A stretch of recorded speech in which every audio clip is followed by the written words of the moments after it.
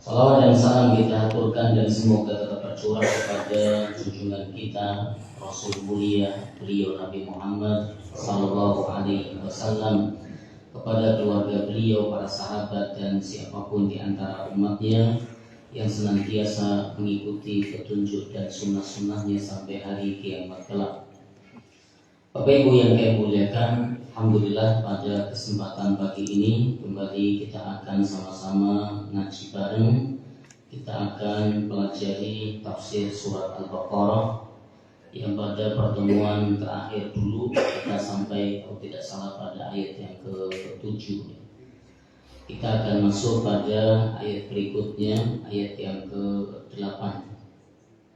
Silakan Bapak Ibu yang bawa mushaf Al-Quran atau aplikasi Al-Quran, silakan bisa dibuka. Kita akan baca terlebih dahulu.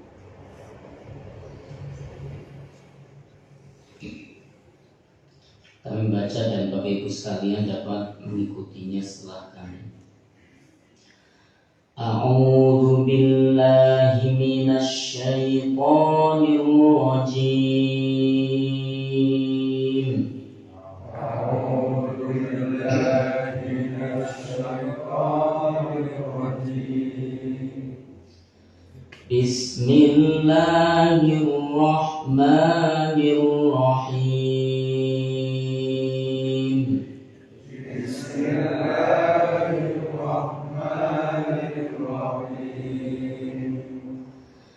Wa minan nasi man yaqulu amanna billahi wa bil yawmil akhir.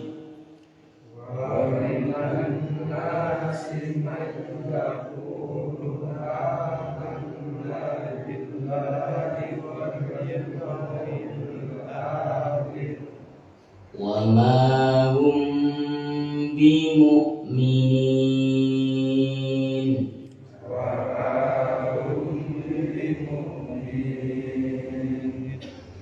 Yukhadi'una Allaha walladzina amanu wa ma yakhda'un.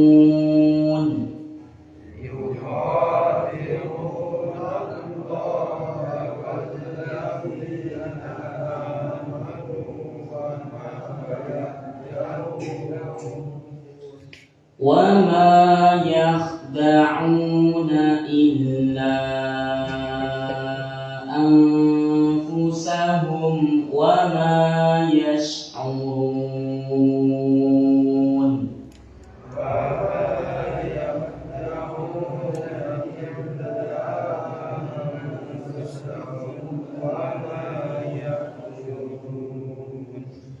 فِي قُلُوبِهِم مرض فزادهم الله مرضا.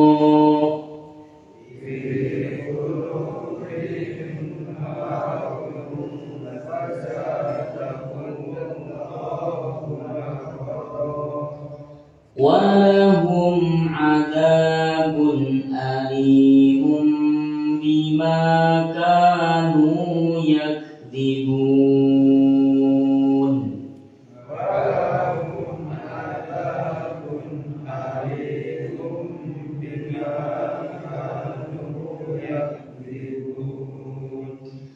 وَإِذَا قِيلَ لَهُمْ لَا تُفْسِدُوا فِي الْأَرْضِ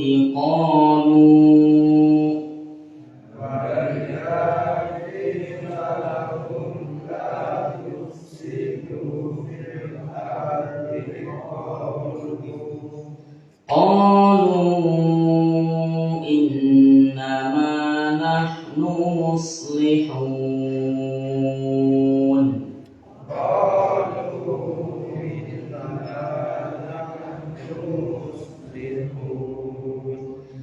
ألا إنهم هم المفسدون ولكن لا يشعرون.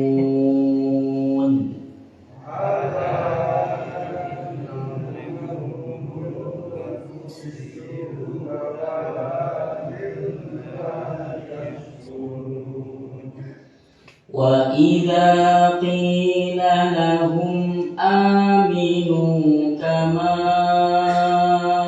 amanan nas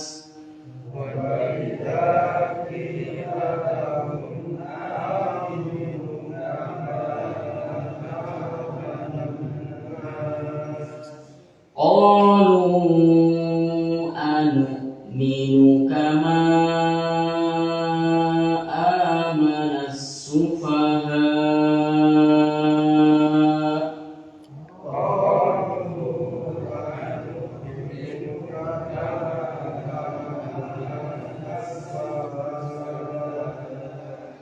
ala innahum humus sufaha walakin la ya'lamun.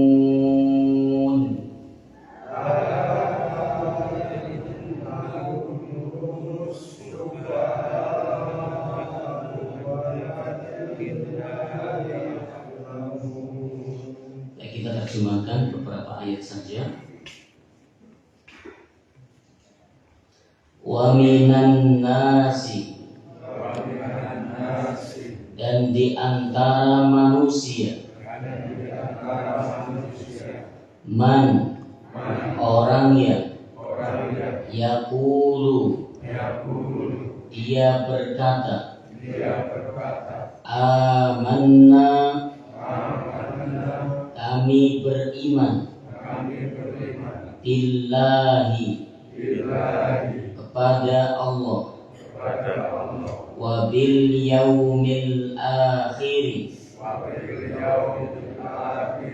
dan hari akhir, wa ma,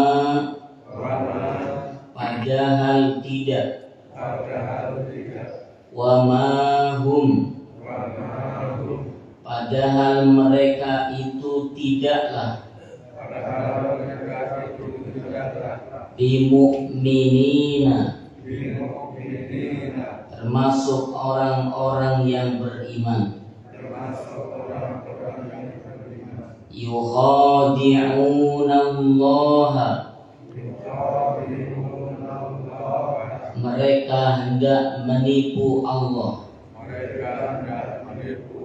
walladzina, dan orang-orang yang amanu, beriman, wama, dan tidaklah, yakhda'una, mereka menipu, illa, kecuali, anfusahum, diri mereka, wama, dan tidaklah, yash'uruna, mereka sadar, fi qulubihim, di dalam hati mereka, maradun, ada penyakit, fazadahumullahu, maka Allah menambah, maradun, penyakitnya, walahum, dan bagi mereka, adabun, siksaan, alimun, yang pedih, bima, disebabkan, kanu, karena mereka, yakdzibuna, berdusta. Bapak Ibu yang kami muliakan,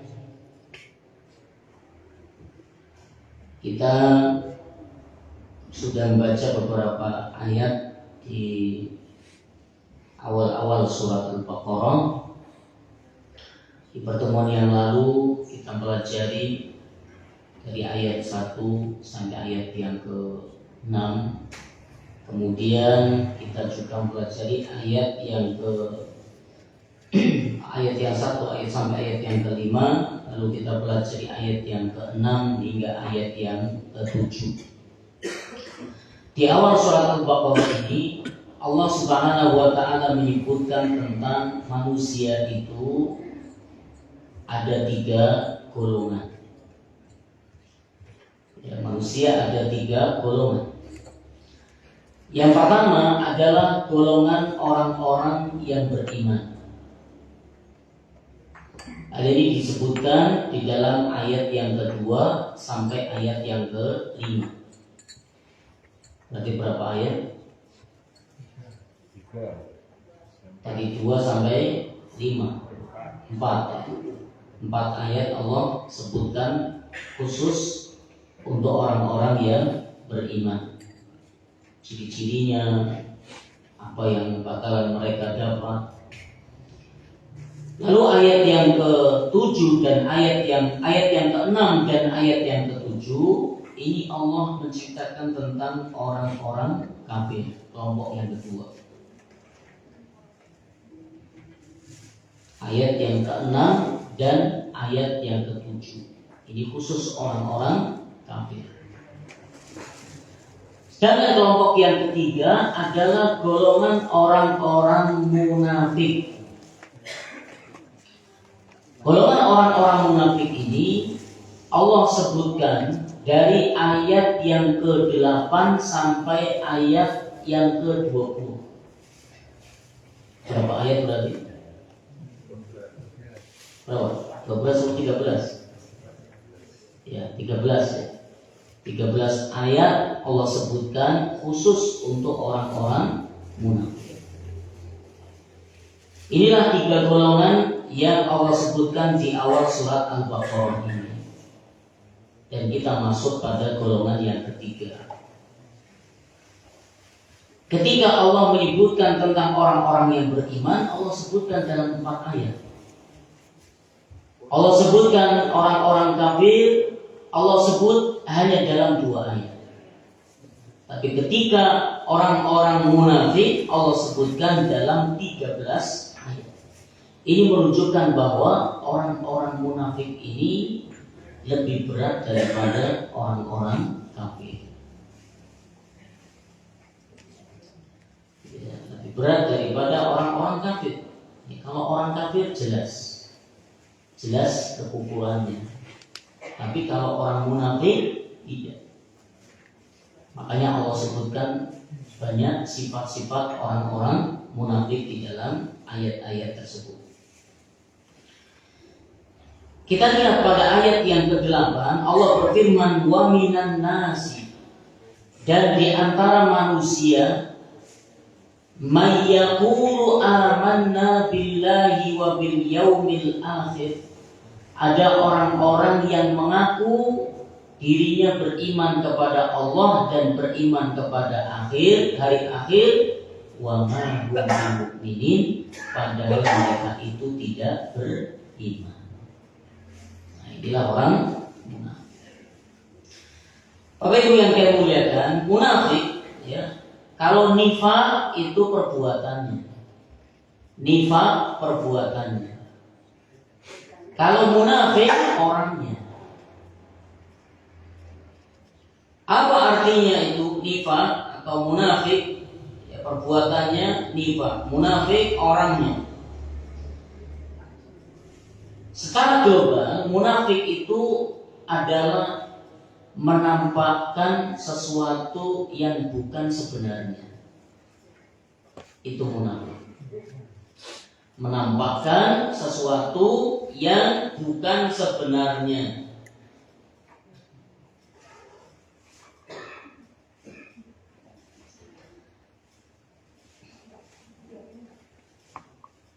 Syekh Abdurrahman Ibn Nasr As-Sa'di rahimahullahu ta'ala, beliau mendefinisikan dalam tafsirnya tentang nifaq adalah menampakkan kebaikan dan menyembunyikan keburukan.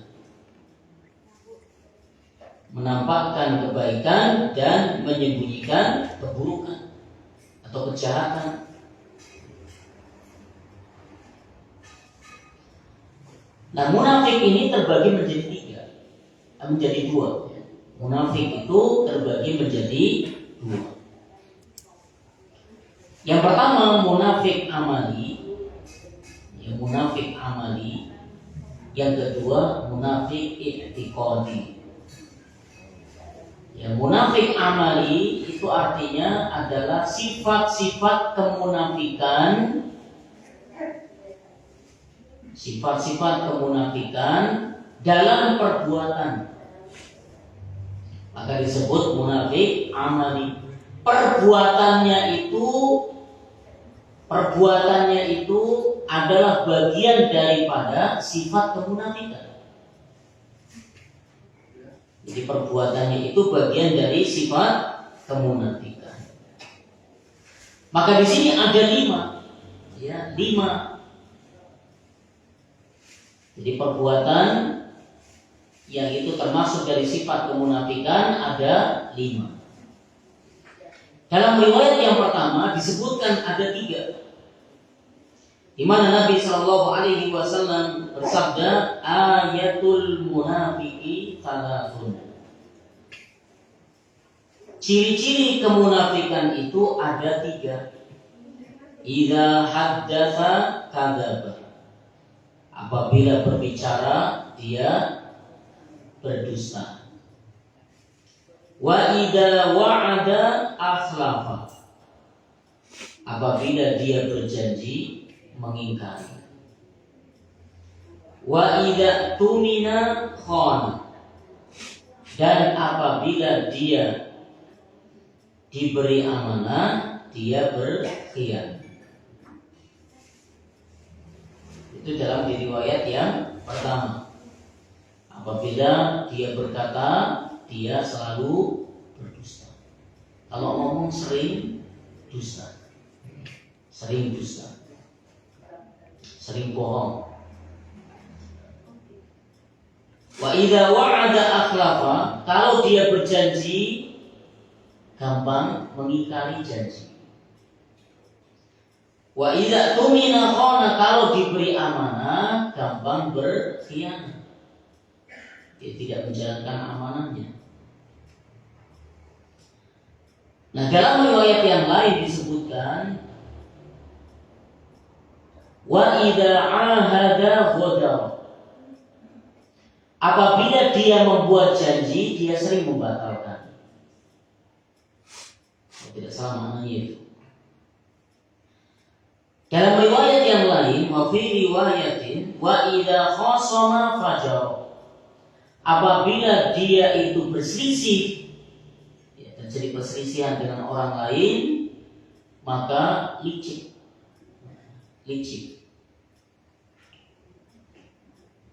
Licik ini curang. Dia berselisih nggak fair, nggak fair, tapi curang, dia licik. Nah, inilah 5 sifat kemunafikan amali. Maka barang siapa yang terdapat dalam dirinya satu saja atau beberapa di antara ciri kemunafikan ini, maka berarti pada diri dia ada benih kemunafikan. Ada benih kemunafikan. Namun ini tadi kembali kemunafikan apa namanya? Amali. Munafik amali.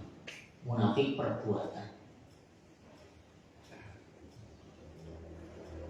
Kalau orang itu terdapat dalam dirinya satu atau beberapa di antara 5 ciri tadi, berarti dalam diri dia ada sifat kemunafikan. Apakah mungkin ciri kemunafikan ini dilakukan oleh orang-orang yang beriman? Iya. Kadang demikian. Bahkan mungkin banyak di antara orang-orang yang beriman, di antara mereka ada yang melakukan ciri kemunafikan. Kalau ngomong sering bohong. Kalau janji sering diingkari. Kalau diberi amanah dia berkhianat. Kalau berselisih dia curang, dia licik. Jadi pada dalam diri dia itu terdapat sifat kemunafikan. Sedangkan yang kedua adalah munafik i'tiqadi. Munafik i'tiqadi artinya munafik keyakinan. Munafik keyakinan. Dalam hatinya dia itu tidak beriman. Tidak beriman. Tapi ya, kalau dia secara zahir yang nampak itu menampakkan ciri keislaman. Menampakkan ciri keislaman. Jadi ya kalau ngomong ini bicara seakan-akan dia seorang muslim, tapi dalam hatinya benci, dalam hatinya mengingkari. Nah, itulah munafik i'tiqadi. Apa bedanya antara munafik amali dengan munafik i'tiqadi? Munafik amali itu dosa besar, tapi tidak sampai mengeluarkan dari Islam. Kalau munafik i'tiqadi, dia mengeluarkan dari Islam. Jadi munafik amali itu dosa besar, tapi munafik i'tiqadi mengeluarkan diri dia dari Islam. Berat kalau munafik i'tiqadi. Nah, Bapak Ibu sekalian yang kami muliakan, munafik i'tiqadi itu setiap zaman ada. Bahkan zaman Nabi Shallallahu Alaihi Wasallam saat beliau di kota Madinah banyak orang-orang munafik. Ya kalau zaman dulu itu banyak, apalagi zaman sekarang.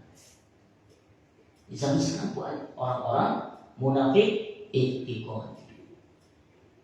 Tapi ada perbedaan. Kalau dulu zaman Nabi Shallallahu Alaihi Wasallam, itu orang-orang munafik mereka menyembunyikan aslinya.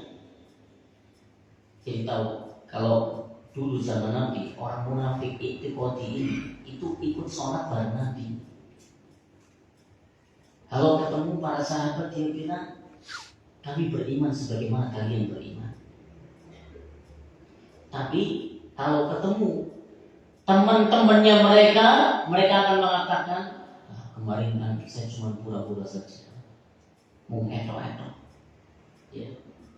Padahal saya sama dengan kalian.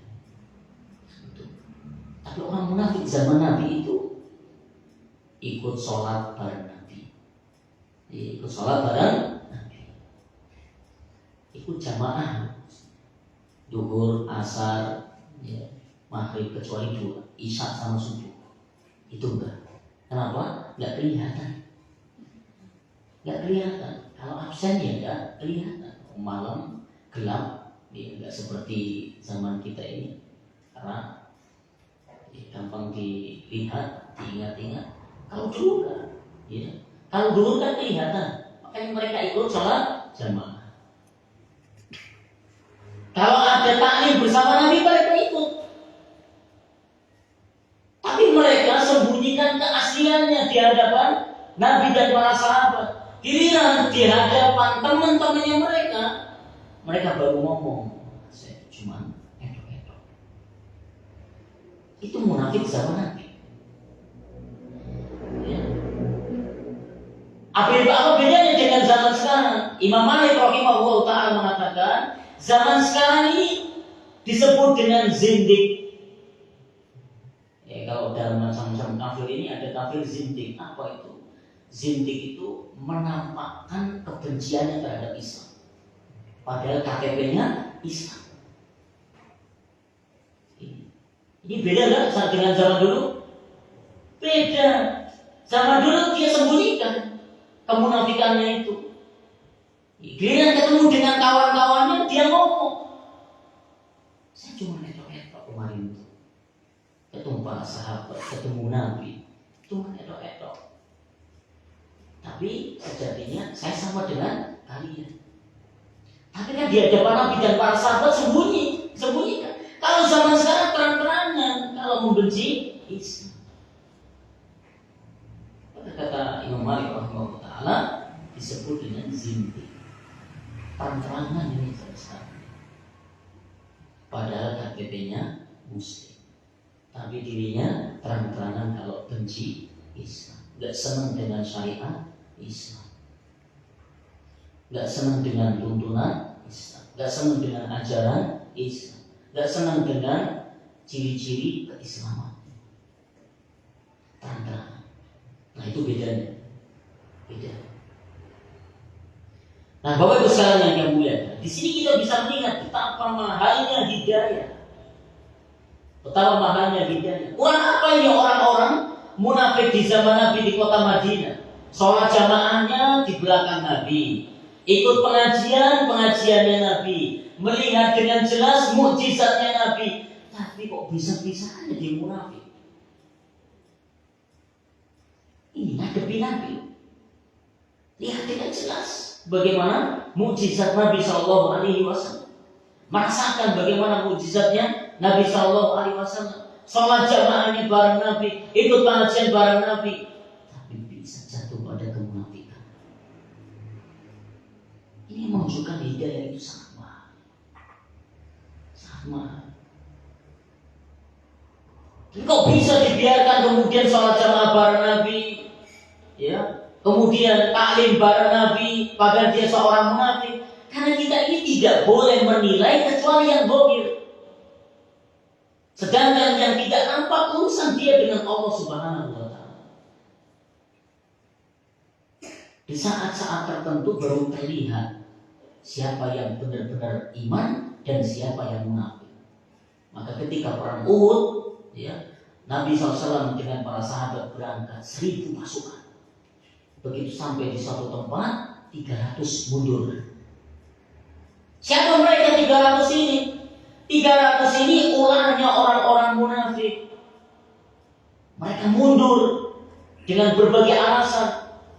Orang munafik kemudian ngompor-ngompori yang lain agar mundur. Balik. Hanya 300. Jumlahnya tidak sedikit. Dari 1000 orang, 300 orang mundur. Gak jadi ikut perang. Padahal sudah berangkat dari kota Madinah, bertolak dari kota Madinah bareng dengan Nabi 1000 orang. Ketika di suatu tempat 300 mundur. Baru terlihat di saat-saat tertentu mana yang betul-betul iman kepada Allah dan mana yang eto-eto, mana yang munafik. Terlihat. Nah, Bapak Ibu sekalian yang dimuliakan oleh Allah Subhanahu wa taala, maka ya, baik itu munafik, ya, i'tiqadi di zaman Nabi Shallallahu Alaihi Wasallam di kota Madinah yang diprakarsai oleh Abdullah bin Ubay bin Salul. Ya, dia tokoh dari jadi dulu di kota Madinah ada dua suku besar, namanya suku Aus dan suku Khosraj. Nenek moyangnya sama. Jadi nenek moyangnya sama. Berarti kan sejatinya keluarga besar. Tapi gara-gara ada sedikit perselisihan di antara mereka, akhirnya mereka pecah menjadi dua kubu besar ini, Aus dan Khosraj. Dari perselisihan yang sepele tadi, akhirnya menjadi permusuhan sengit. Maka sampai 126 tahun mereka berselisih. Ya, 126 tahun mereka berperang, perang saudara. Terakhir ketika Yaum Bu'ats, ini perang paling besar, perang paling besar antara dua suku ini. Ketika perang paling besar ini, semua kasepuhan meninggal dunia. Tersisalah orang-orang yang usianya masih muda, kurang lebih 40 ke bawah. Di atas itu semuanya meninggal dunia kecuali satu, Abdullah bin Ubay bin Salul. Nah, Abdullah bin Ubay bin Salul merasa dirinya paling sepuh di antara dua suku ini, satu-satunya yang tersisa. Dia berharap setelah itu terjadi persaudaraan kembali, maka Abdullah bin Ubay bin Salul akan diangkat menjadi satu-satunya pemimpin di antara mereka. Begitu harapan itu muncul, Nabi Shallallahu Alaihi Wasallam datang ke kota Madinah. Nabi Shallallahu Alaihi Wasallam berdakwah di kota Madinah. Terlebih dahulu sebelumnya ada Bai'atul Aqobah 1, Bai'atul Aqobah 2. Nabi mengutus Mus'ab bin Umair. Nah, setelah itu kemudian Allah Subhanahu wa taala angkat Nabi Shallallahu Alaihi Wasallam dan para sahabat di kota Madinah, Muhajirin dan Ansar, Nabi SAW sebagai pemimpin. Nah, disitulah awal mulanya. Maka Abdullah bin Ubay bin Salul dia yang memprakarsai orang munafik di kota Madinah. Bapak Ibu yang saya muliakan, maka orang munafik di kota Madinah atau yang disebut oleh Imam Malik rahimahullah ta'ala zaman sekarang disebut zindik, karena terang-terangan ini kebenciannya terhadap Islam, maka bisa mengeluarkan dari Islam. Di hukumnya demikian, bisa mengeluarkan dari Islam. Nah, maka ciri-cirinya apa? Sifat mereka bagaimana? Itu disebutkan dalam Al-Quran. Di ayat-ayat ini ada 13 ayat.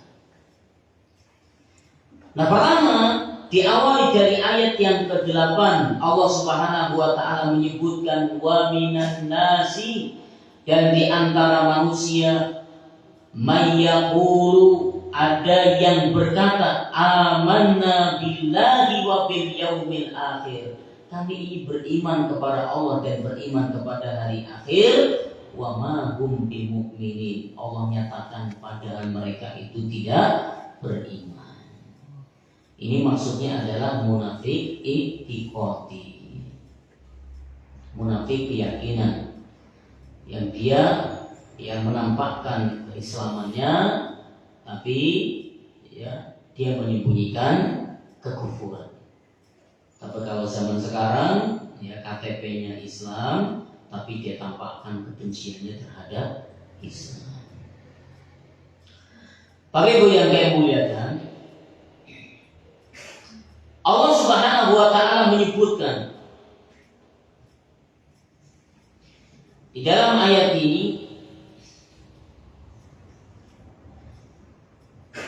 di dalam Al-Quran di surat At-Taubah ayat yang ke-64, Allah Subhanahu wa taala katakan yahdharul munafiquna an tunazzala alaihim suratun tunabbi'uhum bima fi qulubihim.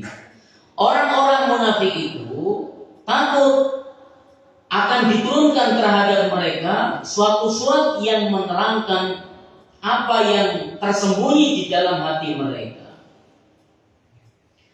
Jadi orang-orang munafik ini takut kalau akan diturunkan surat ataupun ayat yang menyebut tentang apa yang mereka sembunyikan di dalam dada mereka, yaitu kebenciannya terhadap Islam, yaitu aslinya mereka itu. Kalau dohirnya nampak Islam, tapi yang batinnya itu loh yang tidak nampak. Maka Allah katakan mereka itu pada asalnya mereka khawatir, mereka takut. Kalau apa yang mereka sembunyikan itu, Allah turunkan Al-Quran yang menyebutkan tentang itu.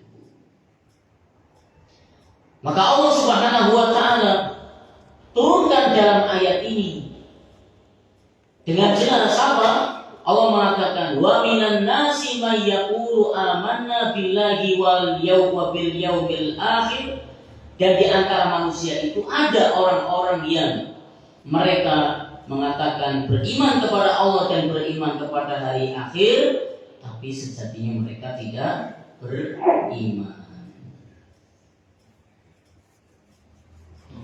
Berarti mereka ini turun kepada siapa? Kepada orang-orang munafik di kota Madinah, yang mereka zahirnya itu Islam, tapi batinnya kufur.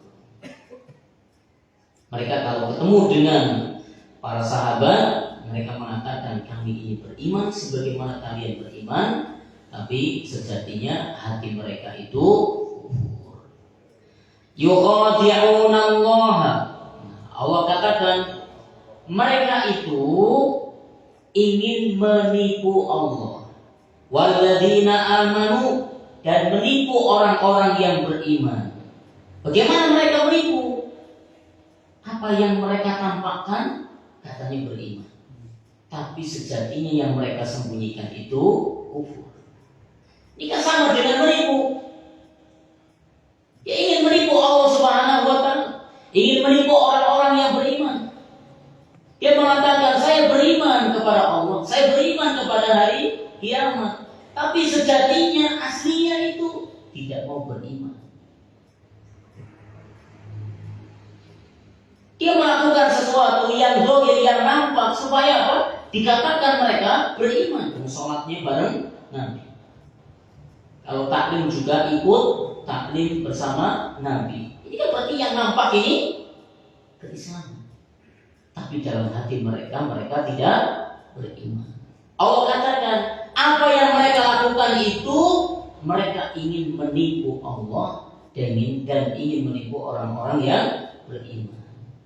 Tapi Allah katakan wa ma yakhda'una, tidaklah mereka itu menipu illa anfusahum, kecuali kepada diri mereka sendiri. Wa ma yash'urun, dan mereka itu tidak merasa, tidak menyadari. Mereka tidak menyadari. Nah, Bapak Ibu sekalian yang dimuliakan oleh Allah Subhanahu wa Ta'ala, orang-orang munafik ini sejatinya mereka ingin membuat tipu daya. Membuat tipu daya.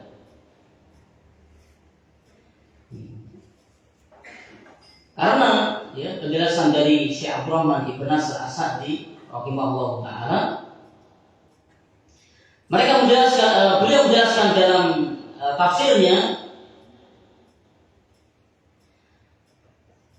kalau dalam yang nampak yang mereka lakukan itu mereka menampakkan ciri keislamannya tapi menyembunyikan kekufurannya. Ini kata beliau seolah-olah mereka itu ingin melakukan suatu makar tipu daya, ya, ingin melakukan suatu makar tipu daya, tapi apa? Untuk menghancurkan diri mereka sendiri. Kenapa? Karena apa yang mereka lakukan membahayakan diri mereka sendiri. Karena Allah Subhanahu wa Ta'ala tidak bisa dibahayakan kecuali orang itulah yang mendapatkan bahaya dari apa yang dia lakukan. Tidak kemudian apa yang nampak lalu kemudian Allah Subhanahu wa Ta'ala biarkan, tidak. Lambat laun kemunafikannya pasti akan terlihat. Ya. Maka kalau kemunafikannya itu akan terlihat, maka dihukumi suatu yang dohir, yang nampak. Maka dahulu di kota Madinah pun mereka diperang. Lalu ketika wafatnya Nabi SAW pun mereka terlihat bagaimana yang dulunya katanya beriman, padahal itu mereka kufur, alias mereka orang munafik. Ketika Nabi SAW wafat, sebagian mereka kemudian murtad. Sebagian mereka murtad, terlihat. Terlebih lagi di akhirat itu Allah Subhanahu wa Ta'ala akan menghukumi sesuatu yang sebenarnya. Sesuatu yang sebenarnya, walaupun dohirnya dulu di dunia itu seorang muslim, KTP-nya Islam, tapi yang sebenarnya bukan itu. Maka Allah akan menghukuminya dengan yang sebenarnya. Maka siapa yang sejatinya terkena tipu daya? Diri mereka sendiri. Mereka menginginkan seakan-akan mereka ingin menipu Allah dengan menampakkan keislaman, menyembunyikan kekufuran, padahal Allah Subhanahu wa Ta'ala tahu apa yang sebenarnya. Mereka ingin menipu orang-orang yang beriman dengan mereka menyatakan kami ini beriman sebagaimana kalian beriman, tapi sejatinya mereka kufur dengan bukti dan terlihat saat-saat tertentu. Di antaranya ketika perang Uhud, mereka mundur ke belakang 300 orang. Di antara mereka adalah orang-orang munafik, terlihat ketahuan ya, kemunafikannya. Maka tipu daya ini tidak berhasil, melainkan tipu daya itu akan kembali kepada diri mereka sendiri. Maka Allah mengatakan ya, mereka ingin menipu Allah dan orang-orang yang beriman, padahal tidaklah mereka itu menipu, membuat tipu daya, membuat kecurangan, kecuali terhadap mereka sendiri, padahal mereka sementara mereka tidak menyadari itu.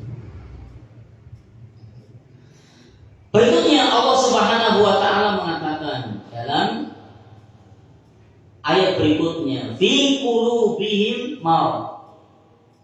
Di dalam hati orang-orang yang munafik itu terdapat apa? Penyakit. Terdapat penyakit. Fazadahumullahu maradan. Dan Allah akan menambahkan untuk mereka sakitnya tersebut, penyakitnya tersebut. Apa yang dimaksud dengan penyakit di sini? Penyakit di sini maksudnya adalah penyakit keraguan. Penyakit keraguan, penyakit syubhat, punya penyakit kenifakan. Ini karena apa? Karena hati mereka itu dihadapkan dua penyakit yang menyebabkan dia jauh dari kesehatan, kenormalannya. Penyakit syubhat dan penyakit syahwat. Orang itu tidak terlepas dari dua ini. Ketika seorang dia jatuh pada kemunafikan, yaitu syubhat ini keraguan, keraguan. Yang kedua syahwat. Syahwat ini keinginan yang menggoda dia, apakah itu syahwat terhadap wanita, syahwat terhadap harta, syahwat terhadap kehormatan, jabatan, syahwat terhadap pangkat, syahwat terhadap apa saja yang berkaitan dengan dunia. Sedangkan yang namanya syubhat ini keraguan dalam agama. Keraguan dalam agama. KTP-nya Islam. Boleh jadi dia meyakininya apa? Semua ajaran sama. Jadi dalam diri dia ini terdapat dua penyakit ini. Penyakit syubhat dan penyakit syahwat. Keraguan dalam agama dan keinginan dalam dunia. Keinginan dalam dunia. Jadi keinginan menumpuk harta benda, keinginan memiliki jabatan tinggi, sehingga harapannya dihormati, sehingga harapannya bisa memiliki semuanya, sehingga harapannya bisa melakukan hal yang dia inginkan. Ini dua penyakit ini. Dua penyakit ini. Maka kalau sudah muncul penyakit syubhat, sangat dimungkinkan dia melakukan sesuatu berdasarkan keinginannya dia, bukan berdasarkan Al-Quran dan hadis Nabi Sallallahu Alaihi Wasallam. Yang dia nilai ini baik dia lakukan. Yang dia nilai ini menurut dalam pandangan diri dia ini boleh dia lakukan, padahal berseberangan dengan tuntunan. Sedangkan penyakit syahwat, dia melakukan sesuatu yang diinginkan.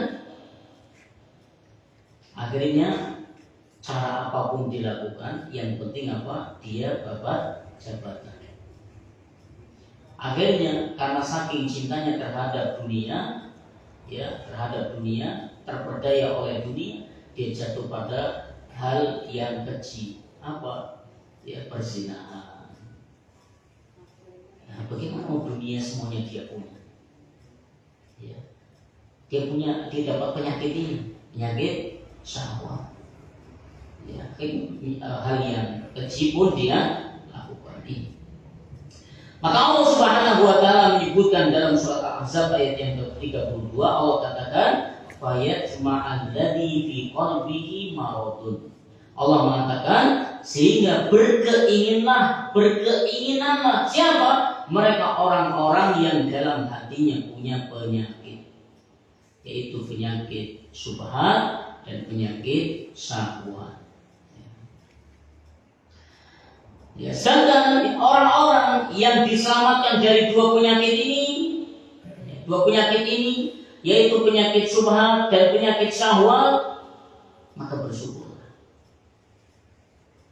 Dia orang-orang yang beriman, dia orang-orang yang bersabar, dia orang-orang yang menjauhi kemaksiatannya untuk keselamatan dirinya.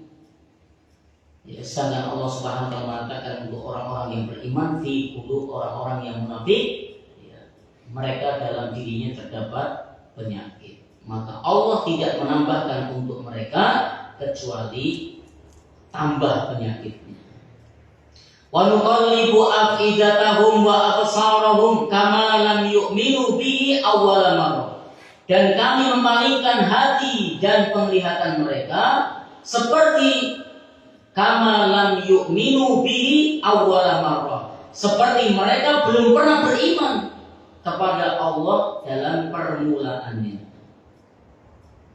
Maka Allah berfirman, falamma zaghu azaghallahu qulubahum. Allah katakan, maka tatkala mereka berpaling dari kebenaran itu, Allah palingkan hati mereka. Wa ammal ladzina fi qulubihim marad fazadathum rijsan ila rijsihim. Dan adapun orang-orang yang di dalam hati mereka ada penyakit, maka dengan surat ini bertambahlah kekufurannya. Karena dalam diri mereka ada penyakit syahwat, ada penyakit syubhat ini, kemudian apa? Kekufurannya bertambah. Wong aslinya saja kufur. Aslinya kufur, maka bertambahlah kekufurannya. Wa yazidullahu alladziina tadaw hudan. Dan Allah akan menambahkan petunjuk kepada siapa? Kepada orang-orang yang telah mendapatkan petunjuk. Jadi untuk mereka orang-orang yang beriman dan benar keimanannya, Allah akan berikan tambahan pada mereka keimanan. Sedangkan orang-orang munafik yang sejatinya mereka kufur karena dua penyakit tadi, Allah tidak akan menambahkan kecuali tambahan kekufuran. Makin jauh kekufurannya, ya, makin jauh kemunafikannya, makin dahsyat kebenciannya, makin tidak senang dengan tuntunan Allah Subhanahu wa taala dan Rasulnya. Itu yang terjadi pada diri orang-orang munafik. Demikian Bapak Ibu sekalian yang kami muliakan, semoga menjadi tambahan ilmu yang bermanfaat. Kita bahas sampai ayat yang ke-10. Insyaallah di pertemuan yang akan datang kita akan kaji bersama, belajar bersama tentang beberapa sifat-sifat orang-orang munafik dalam ayat ini. Mari kita akhiri dengan baca doa kafaratul majelis. Subhanallahumma wa bihamdika asyhadu an la ilaha illa anta astaghfiruka wa atubu ilaik. Wassalamualaikum warahmatullahi wabarakatuh.